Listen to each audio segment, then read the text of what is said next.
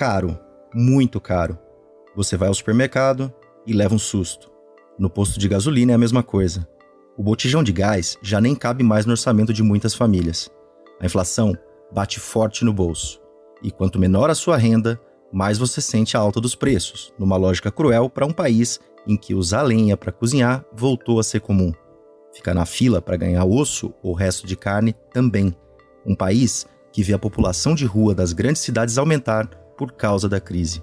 Eu sou o Conrado Corsaletti e este aqui é o Durma com Essa, o podcast de notícias do Nexo.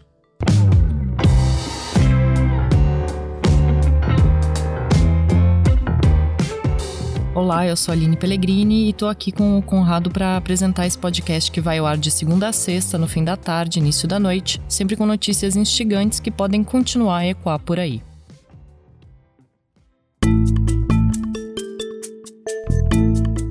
Quarta-feira, 27 de abril de 2022, dia em que o IBGE, Instituto Brasileiro de Geografia e Estatística, divulgou o IPCA 15 do mês de abril. O IPCA 15 é o Índice Nacional de Preços ao Consumidor aplicado entre o dia 16 do mês anterior e o dia 15 do mês corrente. O IPCA normal, aquele consolidado, pega a variação de preços do começo ao fim de um mês. Então, o IPCA 15 acaba sendo considerado uma prévia da inflação oficial. No caso, agora, a gente acaba de saber a prévia deste mês de abril. E o número não é bom. A alta foi de 1,73% em relação ao período anterior. É a maior alta para o mês de abril desde 1995, quando o Plano Real tinha acabado de ser criado. No IPCA consolidado do mês de março, o índice veio alto também.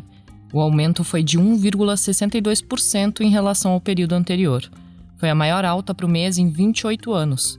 Ou seja, desde 1994, quando a hiperinflação brasileira ainda não estava controlada pelo Plano Real, a gente não tinha um aumento em março tão forte. Aí, se a gente pegar o acumulado de 12 meses, o índice está alto também. Já bate a casa dos 12%, coisa que não acontecia no Brasil desde 2003. Quando a inflação de março bateu recorde, o ministro da Economia, Paulo Guedes, disse o seguinte sobre o tema. Fizemos um Banco Central independente para combater a inflação.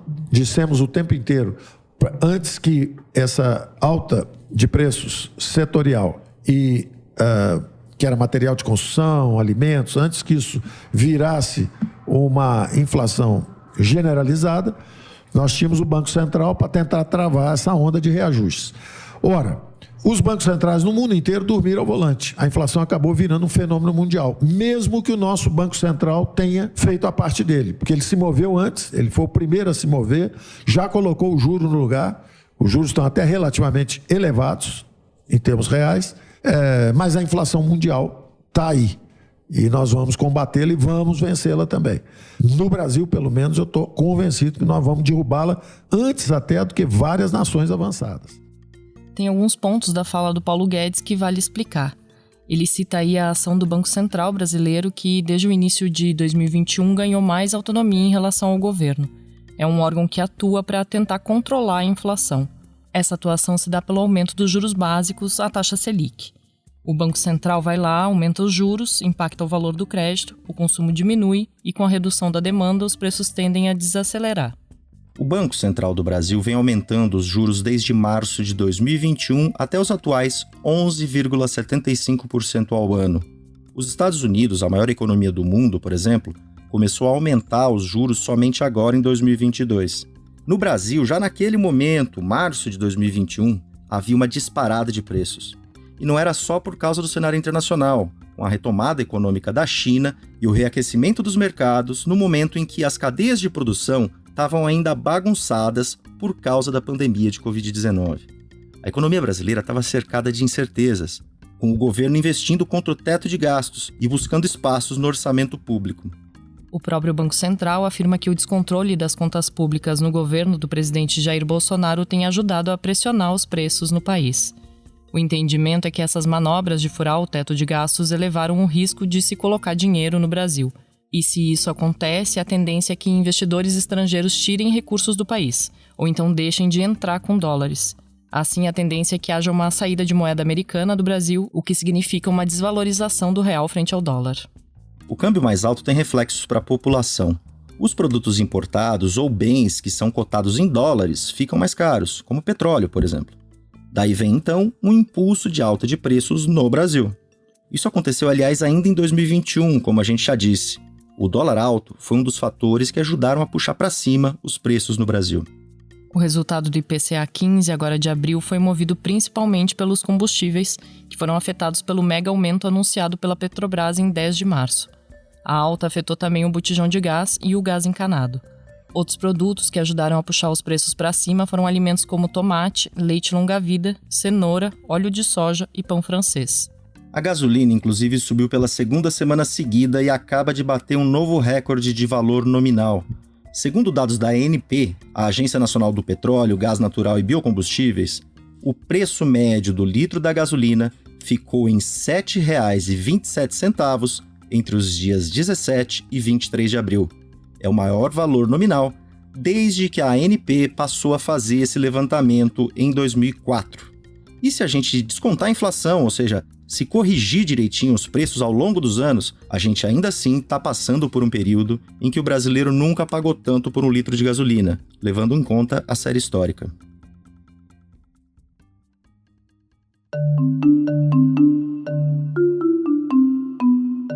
A inflação é geralmente um fenômeno complexo que pode ser impulsionado por diferentes fatores.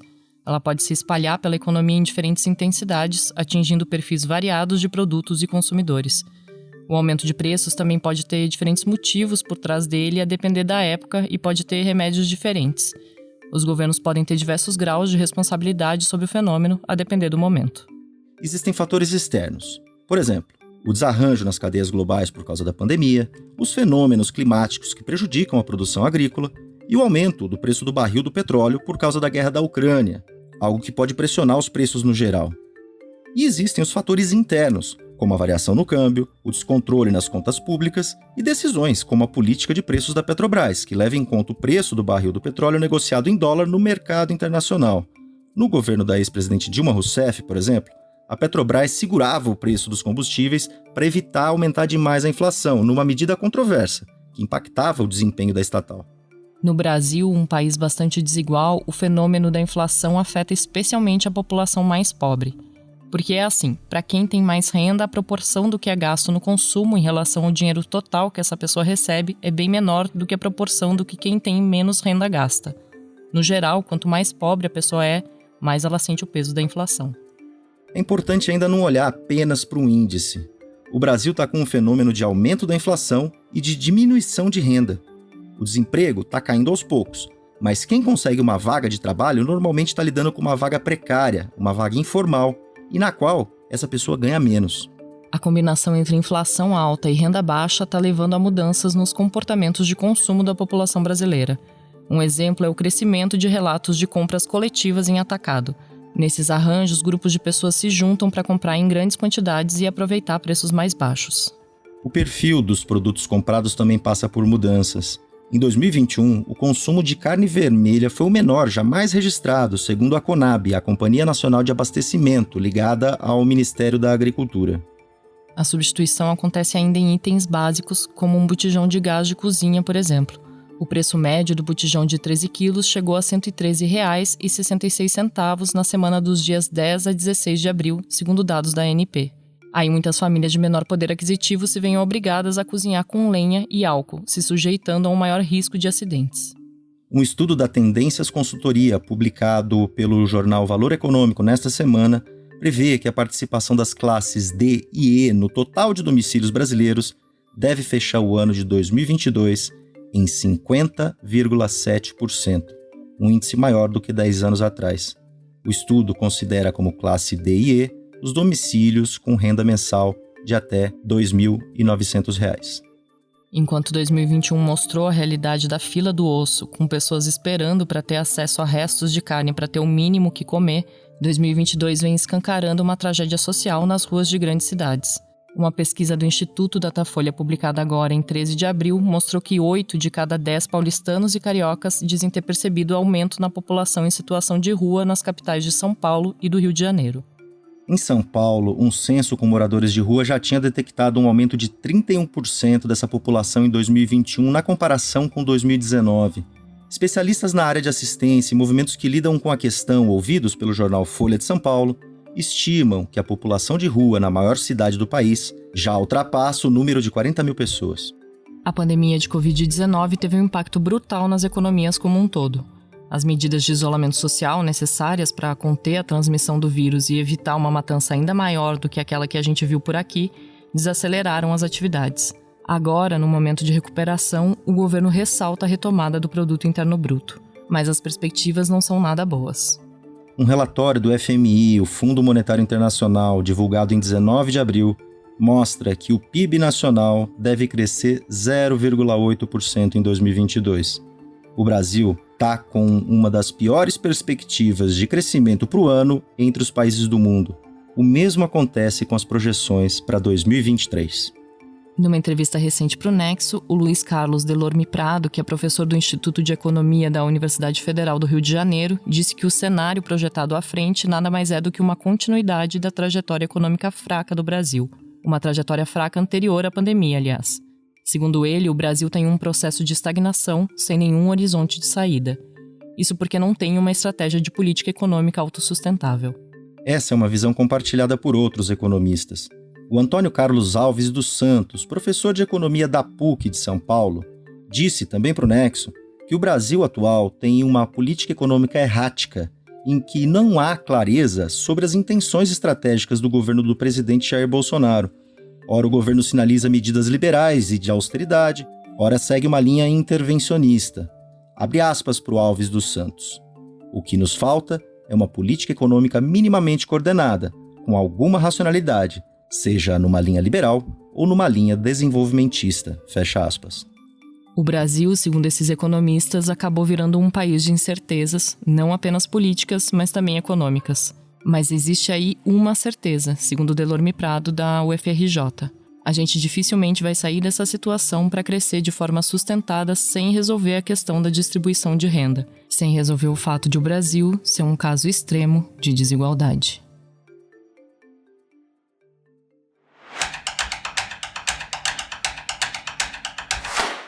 A Covid-19 matou mais de 660 mil pessoas no Brasil e deixou sequelas em muitas outras.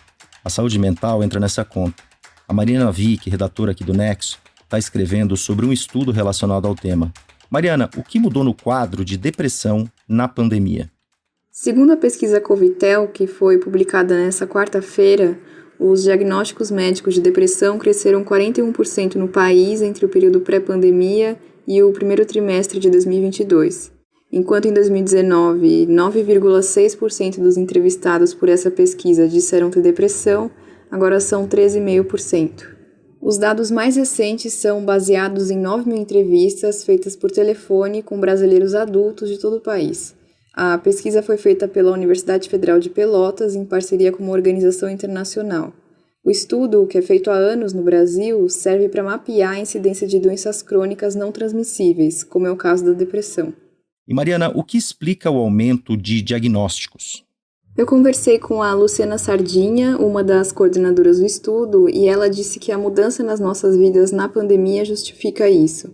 Com o confinamento, muita coisa mudou no nosso trabalho, nas nossas relações familiares, e isso pode ter desencadeado novos quadros de depressão. Na pandemia, a gente também viu crescerem alguns fatores de risco para doenças crônicas, como o tabagismo, o consumo exagerado de álcool, a falta de atividade física e a alimentação não saudável. Essa pesquisa foi feita agora, no início de 2022. Eu perguntei para a Luciana se, com a reabertura de várias atividades nesses últimos meses, essa avaliação sobre as novas dinâmicas da pandemia ainda faz sentido. E ela comentou que, apesar de muita coisa ter flexibilizado, muitas pessoas ainda não retomaram todos os hábitos que tinham no período pré-pandemia, como atividade física. Então, sim, ainda faz sentido falar disso, por mais que a situação tenha melhorado em comparação com o período de maior confinamento em 2020. Ela também comentou que acredita que esses dados sobre depressão estão subnotificados. Isso porque a pesquisa fala de pessoas que receberam diagnóstico médico de depressão. E muita gente, mesmo com sintomas, ainda não tem acesso a serviços de saúde mental no país. Esse texto da Mariana você vai poder ler em nexojornal.com.br.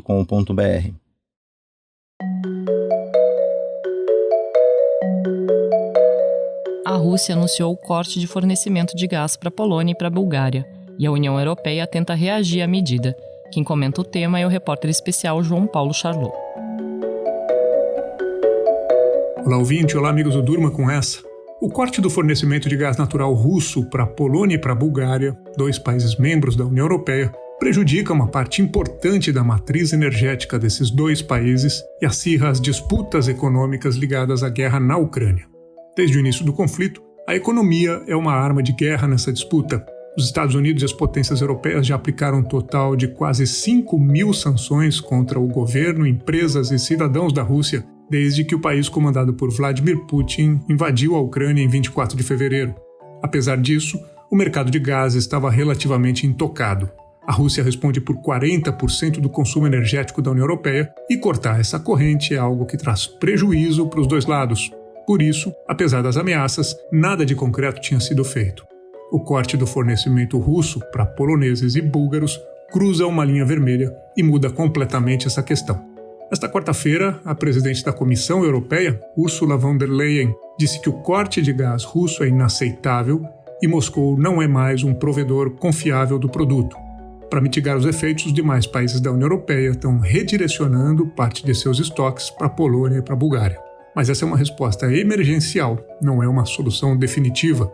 A Europa apostou alto na Rússia como provedora de gás por muito tempo. E agora tenta rever às pressas a arquitetura de uma área que se tornou vulnerável nesta guerra.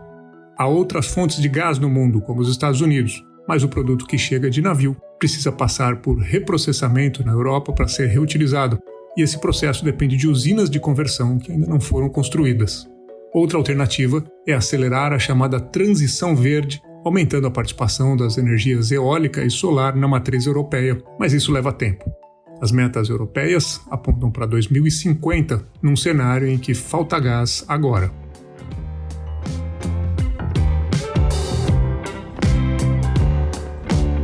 Da inflação que não para de crescer no Brasil, passando pelo estudo sobre diagnósticos de depressão durante a pandemia e fechando com as medidas da União Europeia para garantir sua demanda energética, durma com essa.